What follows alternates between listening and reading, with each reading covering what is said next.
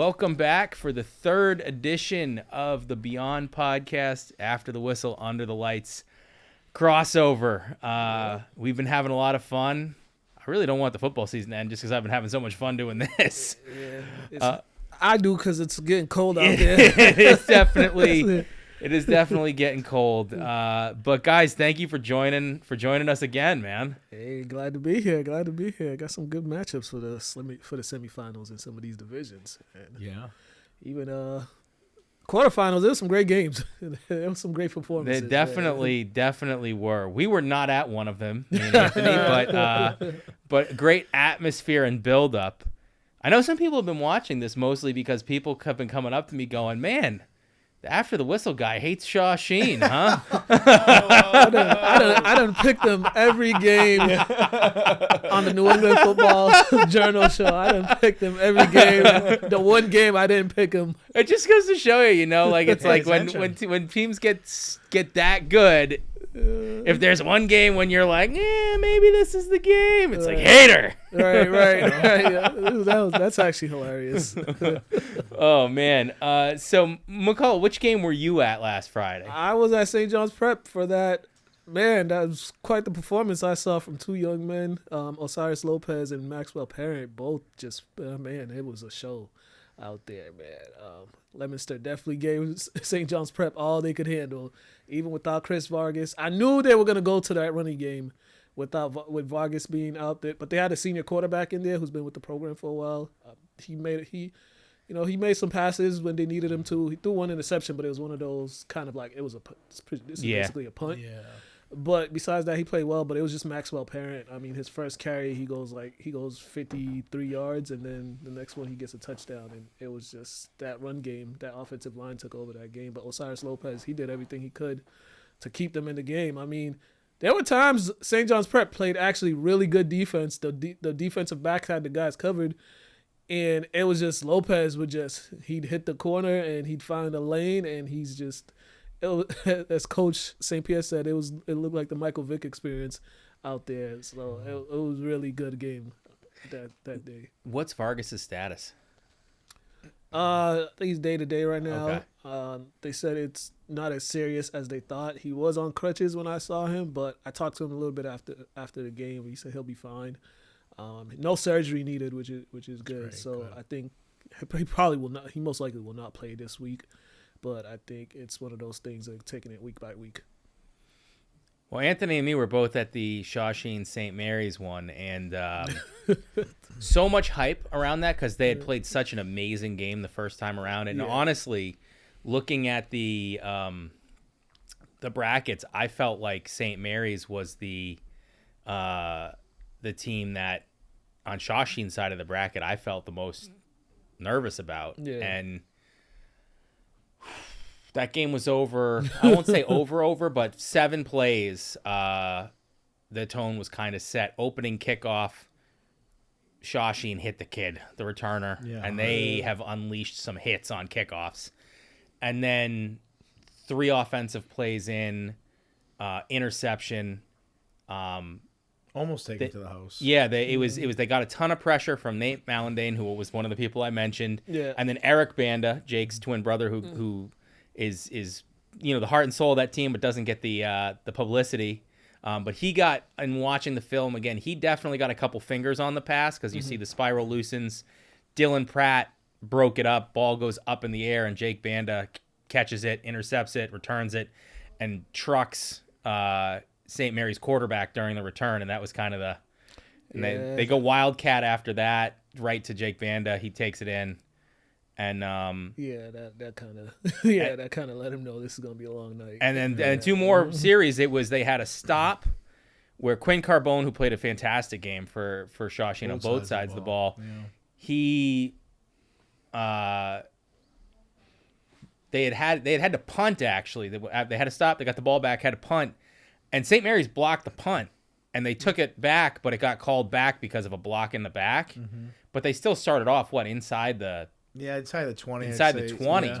Couldn't put it in. And they couldn't put it in, and Quinn Carbone on 4th down breaks up the pass to turn it over.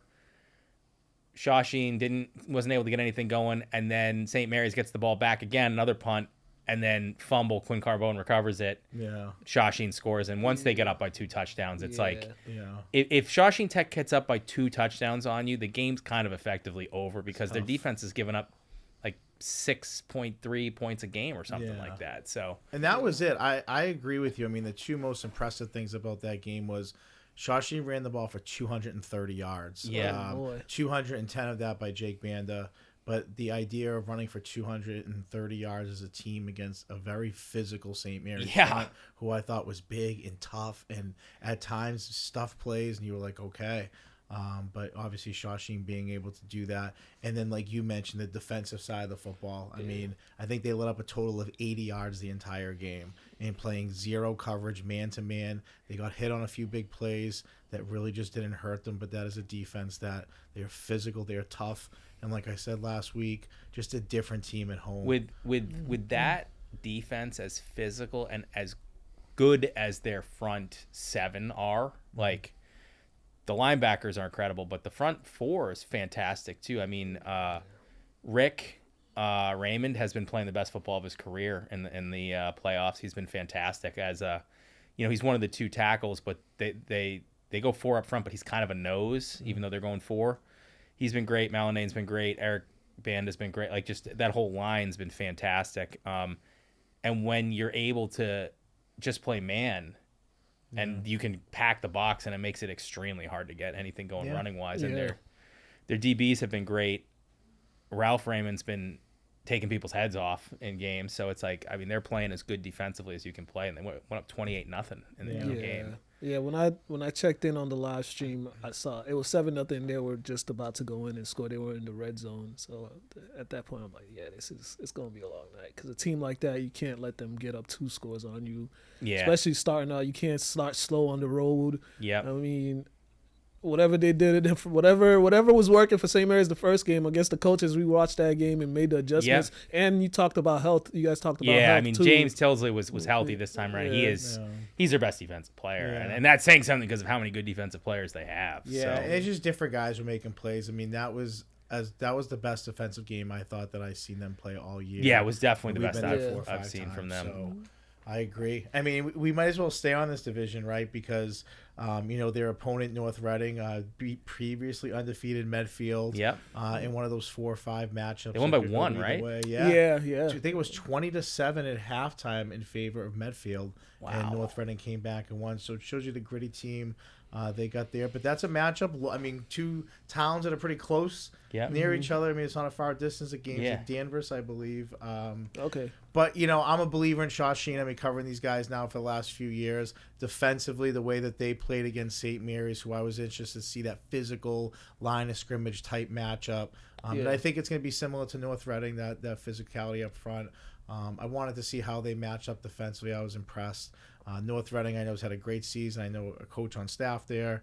I know they got some athletes there. But St. Mary's are the champs until they're not the champs. So I look at that matchup. I think a good football game. But the physicality that I saw the other day just kind of sold me on these guys. I'm not here. I'm not harping on. I'm not calling out individuals. Like, they're high school kids, and kids do young things, and they do whatever. But one thing, it has nothing to do with X's and O's. It has nothing to do with, like, once the clock starts, the first whistle sounds. Mm-hmm. But what I don't understand, what I would say to North Reading to not do, is don't chirp Shawsheen 30 minutes before the game starts. Like, that's... Yeah, I've seen it now 3 games in a row where, or more, but like Greater Lawrence did it when they came to Shawsheen. They were sort of in there, up at the 50-yard line, calling players out by name. They got smashed, and it's given them extra incentive. Salem, when they came in as the 16 seed, they walked through Shawsheen's stretching lines and were saying stuff. They got smashed. And then St. Mary's, like, Shawsheen's stretching, I'm there filming, and they come out past the 50-yard line onto Shawsheen's side, and they're calling players out by name, by number. And it's just like, it's one thing to go into to be playing the champs. You get that on video? Did you get it on video? I do have some of that. I mean, you can hear the audio. I'm not going to do anything with that. You should put that up there. Just mute it. It's like, but it's just like, it's one thing to go and be playing the heavy favorite or the higher seed and show no fear. You don't want to show fear. Like, go there, don't be intimidated. there's a difference between showing no fear and going out of your way to like poke the bear and give them something. Young kids, I think, don't get that delineation, and it's and I think people don't really understand what Shawsheen has been doing at home these last 3-4 years. Yep. I think they have not lost a home game in a while. 29-0, yeah. Yeah, they're like 29-0. So I mean, if you were at home, it would have been beneficial. But going on the road, you're already, the crowd's already against you. That's just adding more to it. And when you do that, you better start off. Off good. You better start off well, or we saw what happened. So, I mean, like you said, they're young. They're full of enthusiasm. But sometimes you just gotta rein it in a little bit, or direct it. Wait until the whistle starts, and then it's like, especially not at the defending champs too. Giving them ammunition for when they go back into the locker room before they come back out to start the game. It's just like. Nothing really positive is going to come from you going out of your way to chirp someone before the game starts, especially if it's a team that they're seniors. The seniors have not lost at home. Incredible stat. Their entire 4 years, the varsity has not lost at home. Yeah. They're not going to get rattled by getting chirped. Right. It's not especially when they beat you the first time, yeah. too. Right. That's it. So, good luck to North Reading. It's a neutral site, but it just looks like Shawsheen is just destined. I feel like there could be a great crowd there because, North Reading's not far from Danvers. The Shawsheen feeder communities aren't far from Danvers. Yeah. Bill Ricca, there's a lot of Bill Ricca guys on the Shawsheen team. They're out, so you could have some, a decent contingent from that town coming over to it. Wilmington's out. You could have, contingency from Wilmington going to that game. So could be a really great matchup. And the Foxborough Archbishop Williams is the next day, so there's probably going to be some people that are playing the next day that are coming to scout that out to watch as well. So that one should be interesting because I didn't think Archbishop Williams would make it to the semifinals. I thought, but they pulled it out. I think it was a one-score game. Yeah. In that one, they were able to pull it out late. But and made some big plays defensively late, too. So, here's a team that scores a lot of points, has a sensational, I think, 8th grade quarterback who, everyone's heard about, or is he a freshman, but he's a young kid. And Foxborough being a team, I just realized on their social media the other day, this is their 5th Final Four in a row. So this is a team who's been there. We've talked about these last couple episodes. Teams that have been there and know how to win in big situations in the big moment. There's a team we're talking about. So you are two different ends. The young upstart team that maybe people thought Swampscott would beat, or people thought they would lose to Hanover. And, here they are versus the team that's been there and done it now and has been to the Super Bowl, has won their last game a lot, and lost it a few times. So it's an interesting, but it looks like too. Shawsheen and Foxborough headed in another one. They've met the last 2 years in one, either the Final Four or the championship. This would be the rubber match. Yeah, it would be. Some call it Ali Frazier 3. Yeah, you know what I'm saying. I mean, Foxborough's from everything that I've seen, they're huge. Yeah, it's wild. Public school and that. They got size on that team. They do. They were big last year, seeing them. But, man, it was a scrap. I mean, we know how tough Shawsheen is. We talked about it. But talk about a physical football game potentially could be happening back in July again. Correct me if I'm wrong, but the 3 out of the 4 senior classes that are in the D5 Final Four have won a championship. I believe so. I think North Reading won it. Last year. North Reading won it. So last year Shawsheen won it. The year before Foxborough won it. The year before North Reading won it. So the kids that are seniors this year would have been freshmen for North Reading winning a championship. Yeah. Foxborough seniors would have won it as sophomores. Yeah. Shawsheen seniors won it as juniors. So it's like 3 of those 4 teams they've won a state chip in one of the last 3, which is wild. Yeah, we talked about D5 from the beginning being one of those divisions that was kind of loaded and deep, and here you are, 4 last teams, 3 of them have won it. So the experience is there, so it's an interesting division to keep an eye on. Yeah, definitely. Back to Archbishop Williams. Back-to-back games, their defense won it for them. Right. Swampscott, their defense won it for them, and then this one, their defense won it for them. So, got it well balanced right now with the offense and defense. So I was gonna say, I don't have the knowledge of Archbishop Williams like you guys do, where they're but everything I'd heard about them going into that was offense.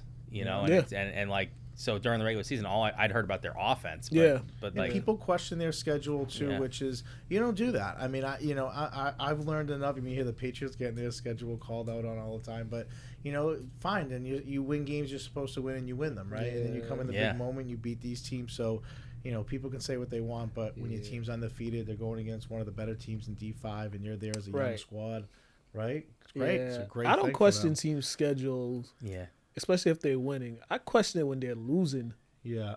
Right. And then you Why get are you these playing them? when you got a fairly easy schedule and then you're losing a lot of the games, you don't finish with a 500 record, but you're still in. So it's kind of like that's the only thing my critique that gets it. Like if you win, you win, but if you're losing, like, what are we Right. talking about? Speaking of that, someone that Anthony's been the whole time, and you and me were kind of like, I don't know, but Malden Catholic, you called it, man. Yeah. They kind of stumbled and rolled into the playoffs. Not exactly like hitting it, going full speed, and then now they're in the Final Four. Like, I mean, and I agree with Luke a couple weeks ago. I mean, let's talk about it. St. John's is still in it. Xaverian's still in it. CM is still in it. Right. Malden Catholic's still in it, right? And so, those teams are really good football teams. So, when I saw Malden Catholic offensively, I really kind of liked a lot of what they wanted to do offensively and how they motioned and so on. I go, man, this is a team that, like, they're very good in the open field. They can get the guys the ball in space. They're seeing some of the best teams in the state consistently. They're an interesting team if they can get into the playoffs and play. And, here we are right now, Final Four. And I think they're matchup against King Philip, if I'm not mistaken. Yeah, if they're playing against King you Philip. You are playing a team that is as good as any of those teams that you played, or right up there with those teams as far as public school goes that can compete with those teams. So, they definitely have a monster ahead of them and a mountain to climb. But Don Mercier, I mean, I put it, I think 458 total yards in 2 playoff games, 2 TDs.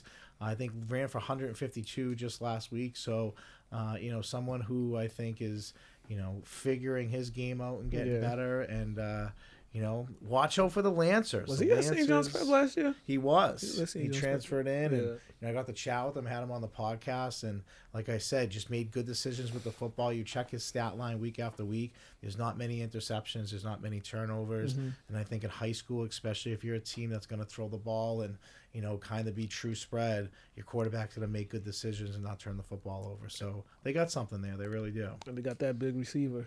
Yeah. Jeremiah. Yeah, and Jeremiah. Then And stud Anthony, hoop player. Anthony and Wadland. Wadland in open space is Right. as scary as anybody in the state, as I've seen. And we did a little video on them and all their guys really in open space. They're a tough team. They're a scary little team. So, But yeah, this game coming up for them though, the trenches, their linemen have to really be prepared to play, and they have to get a push against this King Philip line. This is King Philip's team is built around that offensive line, and this is like this time of the year is when they really like to showcase that offensive line, that physicality, and run the ball. They're a heavy run team. These Hockomock League teams, they're a very heavy run team. So I think Malden Catholic, key for them to win this one, they have to control the line of scrimmage if they want to give themselves a chance to get to Gillette. yeah, and connecting these divisions that we've been doing, like Foxborough and King Philip, these two teams played each other. And I think Foxborough was up and King Philip came back and beat them. So, we're connecting divisions here of teams that have played each other that are still in it. But, yeah, those are two teams that ground and pound, big physical lines up front. So I agree with you. I think MC is going to have to be ready to battle in the front, the front line for sure.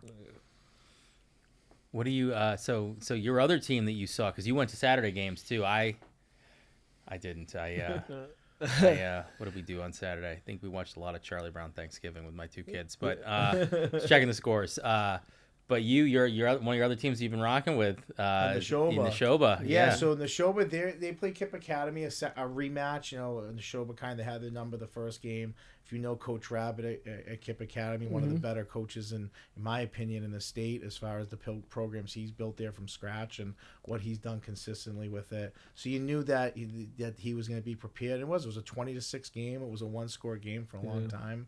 And the Shoba is loaded. And Shoba has a lot of weapons, and and they were able to beat Kip Academy, and here they are matching up with Randolph. Last Again. year's rematch at the same exact school at the same exact time. It is those two teams going against each other, and a lot of teams consider those two teams in D8 as kind of two of the strongest teams. Obviously West Boylston being the champs, but this was a rematch that was a crash course. Coach Kelly went out in his non-league this year. He booked Stoneham, who was just in the playoffs and recently lost, and obviously Catholic Memorial, who's still in it. A lot of people thought he was crazy for it, the points that he got for it, but he said, when you get down to the nitty-gritty in D8, we want to be able to match up with the physical run teams and be able to match up with bigger and stronger guys, and this is the way we got to do it. So his theory of his non-league schedule, here he is back in the same exact spot a year later, and his team is playing, arguably better than they were last year at this point. So I think Coach Kelly has all cylinders rolling, and Randolph is a great program, great coach. I had their coach on the podcast too, and that's going to be a great football game, maybe sneaking one of the best football games of the whole weekend. Yeah, I was there last year. That was and Makai White. Stud. Yeah, that young man. He gave them fits. He was an issue. Even when they made a run to get back in the game last year, Makai White he just would break the big runs to get them that win. So. Yeah, for the show, but it's those two running backs for both teams. That's it. That's going to be the key for the victory right there. Who can contain those two running backs? The good thing for both teams, they've seen teams with the similar offenses with this double wing offense and a heavy run. So it should be a good match. It'll probably come down to a one-score game like last year too. So just this year in the show, but just can't get off to a slow start like they did last year. Last year they got off to a slow start, got it going a little bit later on in the game, but. They did have a lead too, but Randolph was already in the rhythm throughout the game. So this is going to be I want to be at that one, but I got some other ones to go Randolph's explosive too. Just seeing them last year, like you mentioned, it was a close, lopsided, came back to being closer, but Randolph's ability to hit the big play is what kind of won it for them last year. And reading their stat lines in the paper and everything I'm seeing, it seems like it's very similar. They're capable of hitting you with the big play, which can be devastating and can be a knockout punch in a lot of ways. So yeah, it should be a really fun D8 game happening Saturday. What division do you guys want to talk about next? I know we kind of jump around. I'm open to you guys steering. I would actually love to talk about Division 6 if we could. And I want to give love to the CCL. I coached in there for a long time, but here we are. We're talking about the large Catholic schools. Bishop Fenwick, Archbishop Williams, Bishop Fian, all CCL, and all those teams are in it. Fenwick's playing arguably the best football they've been playing all year these last couple of weeks, scoring a lot of points. A Dave Woods team, a Coach Dugan team. Those guys have been coaching together for a long time, and those guys were always in it, and here they are in a Final Four matchup again, and maybe teams or people didn't think they'd be there, but Fenwick's a team to keep an eye on. They knocked off number 2 Abington, which was a lot of people consider a big upset from everything we heard from Abington, and to go down there and beat them that's a bus ride. I think I had said the last time that I just couldn't see Fenwick as a 7 seed. It just no matter what had happened, everything I've seen the past 3 years of them is like that. It's got to be one of the strongest 7 seeds that's come through D6 in a long time. Yeah, their spread concepts are great. They score a lot of points, and they play defense. They're physical. They're tough. They're well coached, and I think that's a common theme we're seeing. We could go back to all those teams we just mentioned. Neshoba, Randolph, Shawshene Tech. And those are all coaching staffs that are very, very good coaching staffs. So coaching now starts playing. Talent is talent, but coaching in the big situations and making decisions is. I start seeing that a little bit too. The last time I saw Fenwick, it was against Archbishop Williams, and they made explosive plays in that game. They made some big plays in the past game, but they were down. They were down like 3 scores already at that point. So I saw the potential of what they could be if they put it all together, and they put it all together at the right time late in this season. I don't think they had any serious injuries to their team this season, but it seems like they started clicking at the right moment in the last couple of weeks. Yeah, the most important time, right? That's the most important time. Yeah. What before we get into some more of the games, are there any players or moments or trends that stood out to you guys from the second week? Was any standouts for you guys? Maxwell Parent and Osiris Lopez. Those That was those two really stood out. For St. John's Prep, for a team that graduated 18 starters or something like that, or 18 key contributors. A lot of these guys are young. A lot of guys in key positions are young, and Maxwell transferring from St. Mary's, that was big for them. Hellman, Jordan, Toribio, they're a good combo, right? 1-2 combo. But one question mark Coach St. Pierre had before the season was his offensive line, because a lot of guys, I think only one guy got reps on varsity last year. It wasn't a starter, but he got reps, so it was a lot of new faces on that offensive line, and the way they've actually grown this season has been really good. I mean, you think about just their schedule. They've on their defense, they had to face quarterback. They faced Jarrett Stain. They faced Caden Chase. They faced Kais Flannery, Osiris Lopez. Those are. Did I mention Caden Smith? They also faced Caden Smith. Those five are five of the best quarterbacks in the state. Yeah. And they faced them.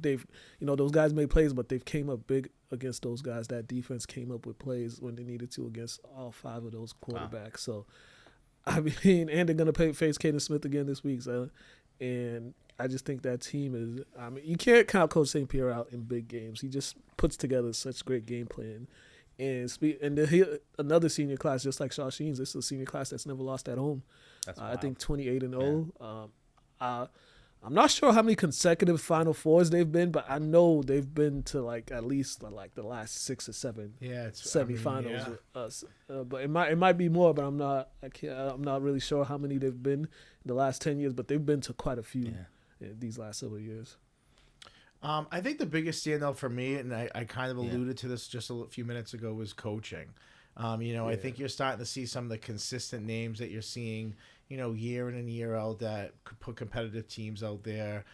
You're seeing the coach, the Coach Costables and the Coach Kellys and the Coach Woodses and the Coach Piers. And you're starting to see some really good coaches now bringing their programs back consistently. Obviously, a lot of it is the players, but behind the scenes and the effort and the work, these coaching staffs, as you get down to the nitty-gritty in the Final Fours of all these divisions, you're starting to really kind of see that separation a little bit. And I think that was a big takeaway for me. There was still some upsets, some lower seed teams that are continuing to win, like we mentioned, Fenwick and Malden Catholic.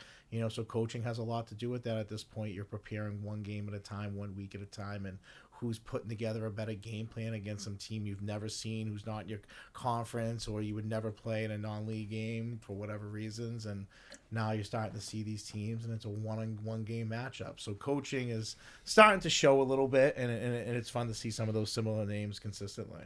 Yeah. I think for me, it's interesting. So there's a couple of things, and I don't know what to call them. I don't know if I have to call them extracurriculars or intangibles or what, but a couple of different things. One, which I alluded to earlier, is don't give the other team added ammunition at this point. It's like everybody that's gotten to this point has dealt with trash talk, has dealt with teams trying to intimidate them, and they haven't been. Don't give them bulletin board material. Don't give them extra stuff. The other thing, we saw this twice in the St. Mary's Shawsheen game, and I've seen it multiple times this year with Shawsheen, and it's one of those things that they have been able to overcome. It hasn't hurt them yet, but special teams play. Once a guy has broken it, just put your hands up in the air if you're on the team breaking it. Don't hit anyone. St. Mary's, that was monumental that they had that blocked punt touchdown taken back because someone far away from someone the hit someone in the back. It wasn't even close to it. And that was, if they put that into the end zone, I still think Shawsheen was just too much for him, but it changes the outcome. I mean, you could also say Shawsheen had the same thing. That's exactly. Hattie Sabay, the second time this year that kid has had a kick or a punt return called back because of a block in the back that nowhere near a play. 30 or 40 yards away behind the play. Guys sprung. I know special teamers, it's a different breed when you're out there. It's a different mentality. You're taught to hit. But, once that guy is sprung, there is nothing to be gained by cracking someone 30 yards away from it. Chances are you're going to get a flag thrown and it's going to get called back. Right. The refs, I've never seen it. Maybe I'm wrong. I've never seen a ref go, you know what? You hit that guy so well 30 yards behind the play, we're going to count that as 2 touchdowns instead of 1. Right. It's like, if your guy's sprung, just put your hands up in the air and watch him go. Because, you hit someone refs are looking for a reason to throw the flag, even if it's a clean hit. Right. If you're 30 yards behind, you're not going to get anything extra out of that hit. But maybe out of the corner of the eye, the ref sees it. He thinks it was something that it wasn't because he didn't get a good look and whistle, and it's coming back. And they had a great play after it to find Carbone in the end zone and still go into the half up 3 scores. But if they didn't get in the end zone and it's only 14-0 instead of 21-0, the momentum's a little different there too. So it's there were 2 plays, and the one really hurt St. Mary's because they didn't have it. They had much less room for error than Shawsheen had in that. That was huge. But the Shawsheen one was not good either. It was the kid's gone. Don't hit someone. All right. I was always told, you see the back of their jersey, just run away. Yeah, It was a pull There's up. nothing good that happens there. Yeah. I'll tell you what, I was at a game earlier this season, Milton Academy at BB&N. Milton Academy, this was right before the half. They had a 101-yard pick 6. Guy was gone. Came back, block in the back. I looked back at the replay. Did the quarterback flop? Yes, he did. Was it a block in the back? Yes, it was. It wasn't. And was it necessary? Very unnecessary. The defensive back was already 20 yards down. Yeah. Nobody. When I tell you there was nobody. So he was over here. It happened over here. Right. And it was just, and it cost them the game. Yeah. They ended up losing that game by a field goal, but you look at stuff like that costs you the game. You lose by a field goal. You look back, if you didn't have that block in the back, you guys win this game with no problem, but you end up losing because of that. So, yeah, kids, if you see the back of a player's jersey, just don't even bother, or just run towards your teammate or something like that. Question about D4. We think anyone can stop Tewksbury at this point? No, not even a train. No. I mean, I think you were just seeing, God, it's everything you hear when you check the box score or check the score of the game. It is just a lot to alert. And it's just they're running teams over. And I don't know. I'm looking at this bracket right now. Who's on the other side of their bracket? I mean, so they have it's Scituate and Duxbury on the other side. Maybe man. Scituate. They're both playing great football too. These teams. So Canton, from everything I heard, has a lot of athletes. Marblehead played them tough. So but Tewksbury right now looks like They're they are just a housing bulldozer, people. and no one should even come close to stepping in front of it. I think those 2 teams, Scituate and Duxbury, will give them a good game. But I think Scituate's defending champs, so they got experience. But if they do what we expect them to do in this round, we should get Brian Dorrington from Tewksbury Telecom to come on here the next time we do this, just to get a Tewksbury perspective. I mean, call him. I call Brian right now. he's to get someone who's seen him enough firsthand, because everything that I've seen from a little bit of a distance is they are from the good. Yeah, from the film I've watched on the YouTube.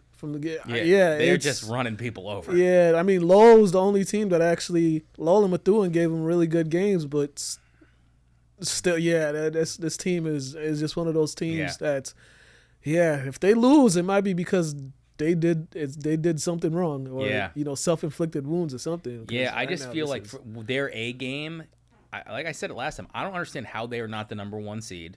They went undefeated. They were killing people. They played in one of the toughest leagues. Yep. Right. Like, they didn't play like slouches. Their A game is better than anyone else's A game in D4. Like, it's no disrespect to anyone but it's just from what we've seen right now. They're a tough team. Yeah, and then they're playing at Manning Field. It's Friday, right? I think so. It's a Friday game. They're playing at Manning Field. I mean, the last time they played in a big playoff game in Manning Field, I was there, and they ended up winning some years ago. So might be some good luck for them. Then. Right. It's a great spot. Where are you going this Friday and Saturday, McCullough? Friday I will be Winchester and Catholic Memorial. Let's see how that's gonna be a good one. Yeah, let's see how Winchester's offense, if they could keep up with Catholic Memorial's offense. Winchester, nobody's been able to stop them all year. But they're going against a very, very, very good defense. Their defense, Catholic Memorial's defense, there are some keys there are some ways you could get them, but I believe the safety Jackson Tucker is back, and he's one of the best safeties around. His ability to go side to side, his ability to close out, and his ability to tackle too. He's a great open field tackler. He's a great downhill tackler. So Winchester, they got playmakers, but Catholic Memorial, they have defensive backs. You know, they can play man to man all game. They got two good shutdown corners. But this is gonna be a good one. Let's see if Catholic Memorial can slow down that offense. And then Saturday So I'm covering the Milton North Attleboro game. That's at 3:00. But before that, Springfield Central and Xaverian are going to be playing at Milford High. Okay. In same field, so it's a doubleheader there. So I'm going to check out that game too. So just do 2 for 1. Wish there were more doubleheaders at the same location. That'd be cool. Yeah. You can take in multiple games. Get sort of like that tournament atmosphere of like having a bunch of different fan groups there. I wish there was Thursday games. I wish they had Thursday games for these ones instead of. I don't mind the Saturday games, but I think of like the Thursday night light type of environment for cool. semifinals. Some teams do it. A lot of teams do it. Yeah, you know, they did regular season Thursday night games. You know, so it's not a bad thing. Yeah, they should have put some of those semifinals games on a Thursday. I think, especially we got Thanksgiving next week. Like the teams that play on Saturday, and they gotta get they gotta start preparing for Thanksgiving. That's tough. And I want to add to that Winchester because that was a game I wanted to talk about. I came on here last week and said that Winchester won this past week. That's one of the biggest wins in their program. I don't know what their history is of their program, but when you look at a team that's now in the Final Four going against one of the best teams in the state, an offense that hasn't been really stopped. For public schools, I think they look at these matchups and they kind of drool a little bit about it. Going against a school that has players that come from all over the place and recruited in there, and these guys are going to be pumped for this game. I mean, I think that's wherever they play that game, they'll show out. But I think that's a great win for them no matter what. And I'm happy to see that. I've seen them play the last couple of years, and they're just getting better and better and better. I don't know who the coach is there. I don't know anything about him, but he's doing a great job over there from what I've seen just the last 3 years. Yeah, if they're able to pull this out some way, this will be so big for their program and just so big for public schools in general. Yeah. Marshfield was able to do it a couple of years ago, and that was a really good Catholic Memorial team too that Marshfield beat that year in the semifinals. So if Winchester could find a way to pull this off, it'll be very big for them. But they have to be really focused because this Catholic Memorial team, they don't make a lot of mistakes. They're loaded. They have a quarterback who could beat you with his arms and his legs, and they just got a lot of guys. So they have to be really locked in this week and really key on their fundamentals because this is going to be a challenge for them. Yeah, absolutely. Where are you going? I know Friday we're both going to be. Friday will be at Danvers for Shawshene North Reading. Saturday, Randolph and the Shoba Part 2. I went to that game last year just as a fan. I sat in the stands and watched that. And Coach Kelly's a former student of mine, someone who I'm very close with and talk to a lot. And like I said, he's built his non-league schedule to be ready to play this game again if he matched up against Randolph, and he feels good about themselves, and Randolph's a very good football team, and but I'll be there Saturday, so I'm excited about that. And then we'll see. I mean, beyond this year, we covered 3 teams. We covered, and I was talking to you about this before we hit record. Covered Shawshene, we covered in the show, we covered Malden Catholic. All 3 teams are in the Final Four right now, so it's a big weekend for us. We're super excited to kind of see how these guys do, and potentially Gillette Stadium. So yeah, we're excited. Well, I'll be at Shawshene and North Reading, and so it should be a real great one. That's a good field too over there in Danvers. They got a really nice field. Very nice high school, very nice field. Yeah. Trying to figure out where to get something to eat beforehand. Anyone have any recommendations? By Danvers, there's that Sylvan Street Grill. Okay. It's not too far from the school. I'm gonna hustle right after school and just get there early. Yeah, I'm definitely gonna get there early. Yeah. I mean, the Portside Diner is great, but they close at 2, so it's over there in Medford, you got by that stadium. There's a bunch of stuff over there. So, but leaving Lynn is it's like a troop right at 3:00. It takes 45 minutes just to leave Lynn. Oh, so absolutely. Yeah, so I'll probably be there 2 hours before the game starts. Yeah. So, but. I'm looking forward to that game. I haven't seen Winchester in person yet. So there's a lot of guys. I've seen the film. They have a lot of playmakers. So I'm going to see how they actually look in person. Yeah. We want to do some players to watch in this round. Let's do it. Yeah. I always do too, so I guess I'll just continue the trend here. But one I'm actually going to start. I know Mook made a really good reference to it earlier. The D8 game. I'll stick with the D8 game. I think both both guys can pound the rock. Let me start that again. Both running backs can pound the rock. But I think the difference this year is keep an eye on the Schober quarterback, Nick Sloboda. He's a junior. He can run the football. He's pretty athletic. He throws a good long ball. He had a great quarterback last year. This guy's a little bit different type of a quarterback, but he can move with the ball a little bit more. So I know the Schobers been running the ball with their quarterback a lot more as well. So different of a two-headed monster. But I think he is an X factor in this game, especially if both teams commit to shutting down their big playmakers. From the Schober, I think that's the next guy up for them, who's going to have the football in his hand a lot to make a lot of plays. So keep an eye on him, I think, for a big game. And I'm going to say for Shawsheen Tech, we kind of talked about this a few different times. I'll stick with it. But Dylan Pratt, I think. He took my guy. Is that who I took? Yeah. Okay. No, go ahead. We can both talk about it. But I think this is the type of game that, Shawsheen can pound the rock. And I think, North Reading's a very well-coached football team. And they'll kind of have their stunts or things up front that they'll have to try to slow down or shut down their run game. But on the outside, this is a kid who I think selflessly covers every team's number one. Kids are he's getting everybody's number ones or a lot of safety help over the top like St. Mary's had at times last week. So he's a kid that teams keep an eye on. But Shawsheen's a team that if you're going to commit to loading the box, you better have the guys who can kind of cover in the defensive backfield. And I think he's just been due for a huge game for him. They've been trying to figure out ways to get him the football, and I think they will heading into that. So those are my two guys I would say to kind of keep an eye on. I'll go. I agree definitely. Shawsheen. I think throwing the ball is something that they've kind of ridden Jake Banda so much, but that throwing the ball is the way they could open it up because people are overloading. So I will go with two, and I'll go with Quinn Carbone, and I will go with Ralph Raymond, just as far as Shawsheen's the coverage game that they've had in the defensive backfield, and Pratt starts it off there, but just with the other two, because I think everyone deserves some credit, but those two have been really awesome in covering some deep balls down the field, and I could even throw in Cristiano too as another guy for them, that they're just their whole defensive secondary I think is who to keep an eye on, because if they keep defending the way they've had, where you can just keep them in man coverage and overload it, it's going to be very hard for North Reading to get something going. And so I think if they're what you're going to get from their front seven, if their back four continue to play the way they have, right, I think it's going to be real tough for North Reading. So I'm going with their whole defensive backfield at this point. So it's good. Player to watch. This player actually just made his season debut the other day. Was a Bavarian receiver, Dave Chivagato.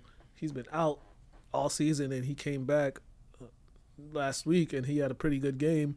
So good time to get him, as you got Springfield Central this weekend. So that just adds another threat for Zavarian's offense with Will Wood. I mean, Christian McIntyre has been getting a lot of attention, but with Dave returning, that's definitely gonna be key for them. And then a second player, I actually would watch out for Bishop Fenwick quarterback Alex. My bad, Alex. I forgot your last name. But, hey, you got half of it. But I watched. First time I saw him, he looked really good. He made some good plays when I saw him against Archbishop Williams. He's been playing well. He's got some weapons on the outside. So I think if Fenwick wants to punch their ticket to the state championship game, I think he's gonna come. I think he's gonna have to play a really big game. Well, guys, I appreciate you guys coming in again. I'm looking forward to doing this next week if you guys are up for it again. So, be awesome, man. If we all go to Gillette, maybe we should do something from there live or something. Would be pretty fun. That'd be awesome. Hey. Well, thank you guys for joining us. I hope everybody stays warm, stays safe this weekend, and hopefully some more good football. Yeah, absolutely. Thank you for having us here again. It's awesome. So much fun. Yeah. All right.